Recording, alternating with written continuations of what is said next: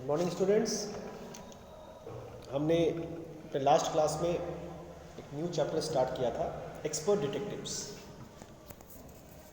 जो कि निषाद और माया नाम के दो बच्चों के इर्द गिर्द या उनकी बातों के इर्द गिर्द घूमने वाली कहानी है। ये दोनों बच्चे ऐसे हैं, भाई बहन हैं ये, और एक 7 साल का लड़का है निषाद और 11 साल की लड़की है माया। ये दोनों जो बच्चे हैं ये इस प्रकार से एक आदमी के बारे में जिसका नाम है मिस्टर नाथ, उसके बारे में ये जानना चाहते हैं, जो कि उनके पड़ोस में कहीं रहता है, न किसी से बात करता है, न किसी से मिलता जुलता है, अपने घर में ही रहता है। और इस आदमी से बात करने के लिए या इस आदमी के साथ जो है ये उसके बारे में जानने के लिए दोनों बच्चे बहुत उत्सुक हैं।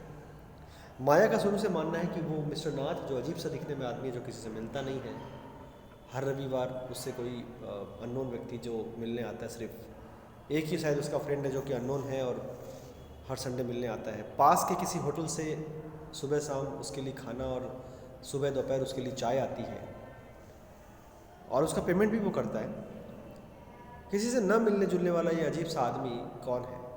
माया का कहना है कि ये आदमी धूर्त है और ये आदमी चोर है या डकैत है, मुजरिम है। निषाद हमेशा से उस बात को अपोज करता है, उस बात के खिलाफ बोलता है कि ऐसा नहीं है। खैर, हम देखते हैं आगे क्या होता है।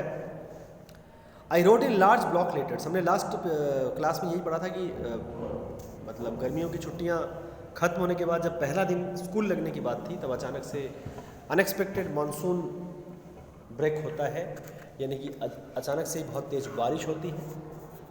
और उस बारिश में जो है ये पाया जाता है कि बच्चे जो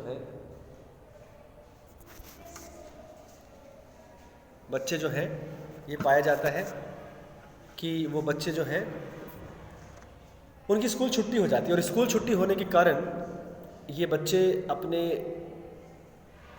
रहते हैं घरों में, और तभी माया अपने रूम में बैठ करके शायद कुछ लिखना चाहती है या कुछ करना चाहती है, तो वो अपनी एक नोटबुक निकालती है और उसमें बड़े बड़े अक्षरों में लिखती है, catching a crook, expert detectives Nishad and Maya Pandit by appointment to the whole world. सोचो, बच्चों का विचार भी, बच्चों का दिमाग भी कितना अजीब होता है। अपने आप को 30 मार्क का भी कई सारे बच्चे समझते हैं, इन बच्चों के साथ भी ऐसा ही है। इसने लिखा कि एक क्रुक यानी धूर्त को पकड़ने का अभियान इन दो महान जासूसों के द्वारा, जिनका नाम है निषाद और माया पंडित, अपने बारे में ये लिख रही है, अपने भाई के बारे में लिख रही है। By appointment to the whole world, यानी पूरे विश्व के लोगों ने इनको अपॉइंट किया है इस काम के लिए, पूरे विश्व के लोगों ने इनको अपॉइंट किया है और इसलिए वो ये काम कर रहे हैं।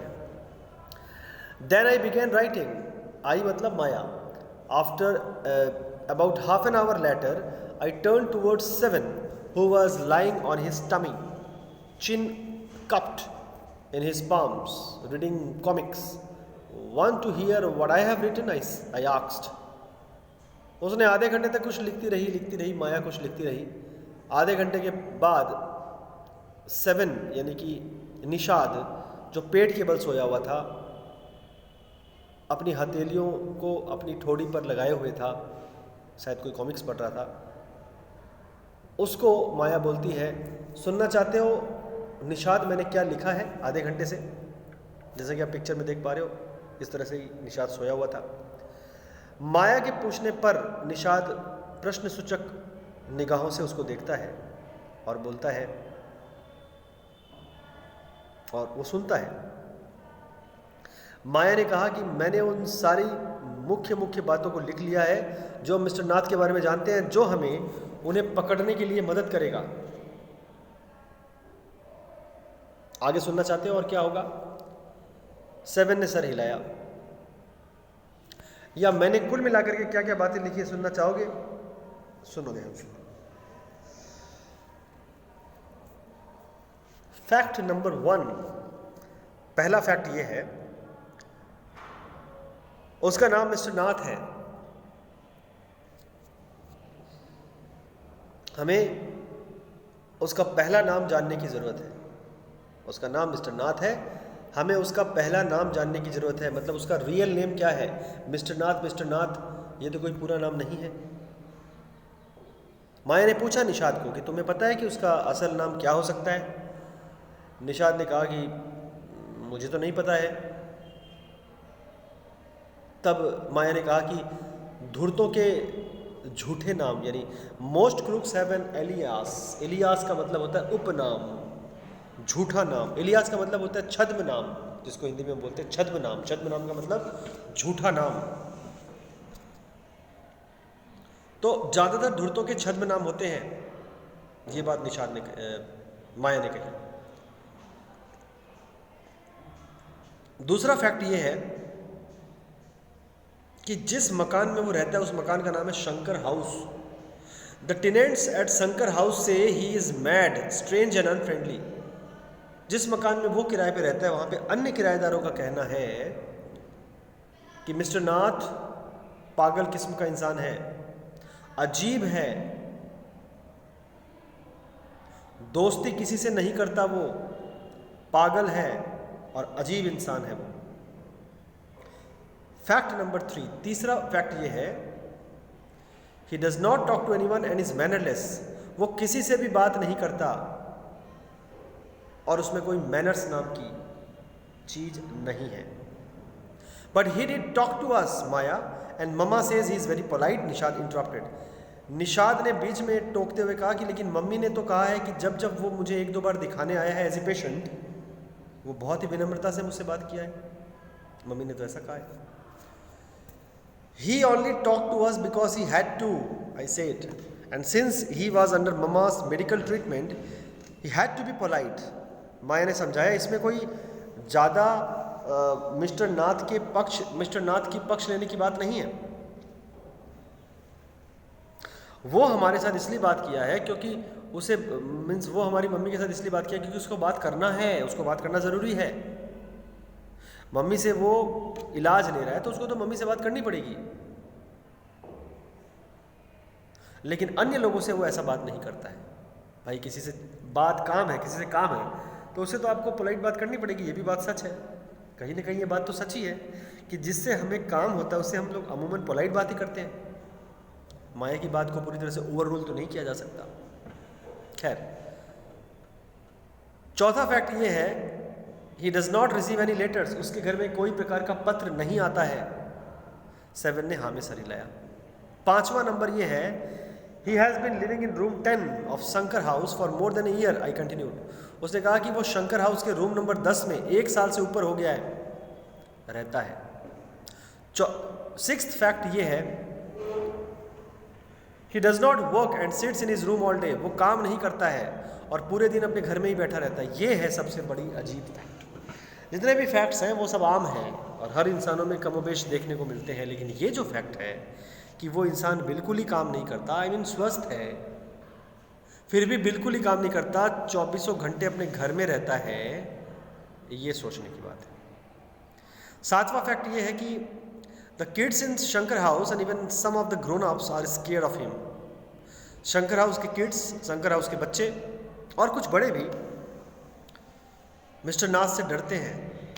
8वां तथ्य ये है, he has no visitors except for a spectacled fair fat man who visits him on Sundays for lunch।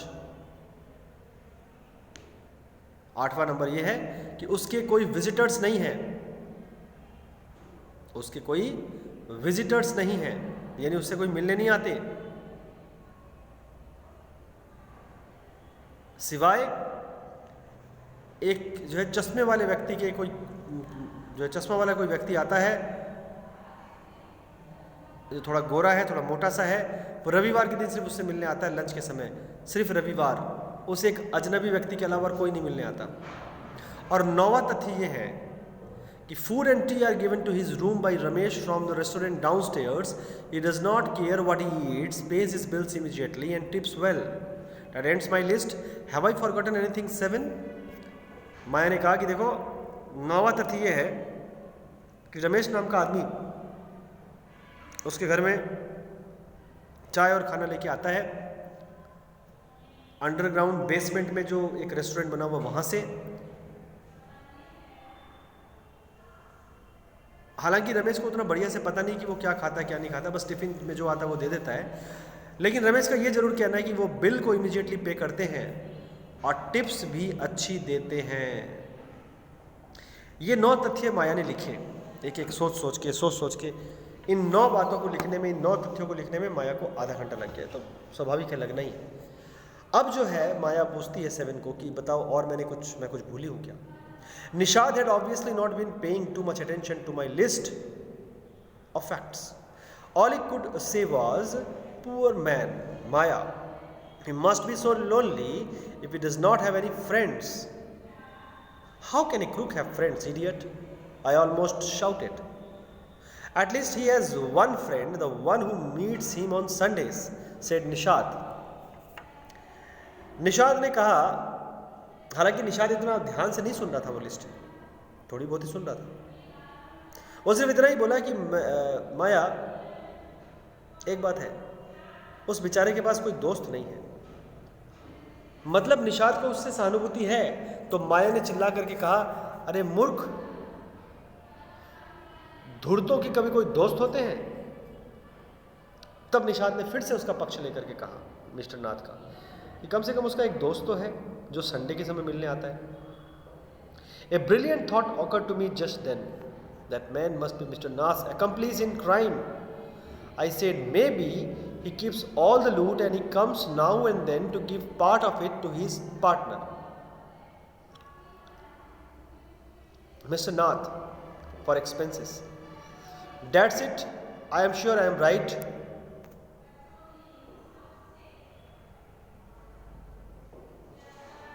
Nishad ने कहा कि उसका एक दोस्त है जो संडे को आता है।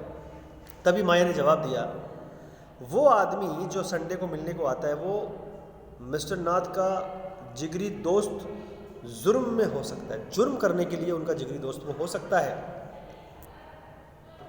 हो सकता है कि वो लोग दोनों कुछ समय पहले काफ़ी सारे लूट के माल को एक जगह इकट्ठे करके रखे हों और उसी को यूज़ करके वो लोग अपना दिन बिता रहे हो। मुझे तो यही लगता है कि वो दोनों मुजरिम लूट के माल को इकट्ठा कर लिए हैं और छद्म भेष में रहते हैं। किसी से बातचीत ना करना और इस तरह से चुप चुप के रहना, ये साबित करता है कि वो आदमी धूर्त है। ऐसा माया का मानना है। ठीक है, ऐसा माया का कहना है, मानना है। तब निषाद ने कहा कि अगर तुम बार बार जोर देकर के कह रही हो कि वो मुजरिम है और तुम तय कर चुकी हो कि वो मुजरिम है, तो मेरे ख्याल से मुझे अब हमें उस बारे में डिस्कस करके कोई फायदा नहीं है। निषाद ने गुस्से में कहा। वो इतना बुरा आदमी कैसे हो सकता है? अगर वो रमेश को इतना अच्छे ढंग से टिप्स देता है, रमेश को अगर वो इतना अच्छे ढंग से टिप्स देता है, एडवांस की तो बात नहीं हो रही है, टिप्स देता है, इमीडिएट पेमेंट करता है, तो वो बुरा आदमी कैसे हो सकता है? Ramesh probably knows something about his past, so Mr. Nath must be bribing him to keep quiet, I said. माया ने फिर जोर दे करके कहा कि हो सकता है रमेश उसके पास्ट के बारे में कुछ जानता हो और वो उसे डोनेशंस या घूस दे करके चुप कराने के लिए ऐसा कर रहा हो। Nishad glared at me with his arms tightly crossed across his chest. I was beginning to fed up with him. How can we make any progress with our investigations if we take that attitude, 7? I will cooperate only if you give up this idea about him being an escaped crook. You really make me angry. Nishad ने कहा, गौर से उसकी तरफ देखते हुए,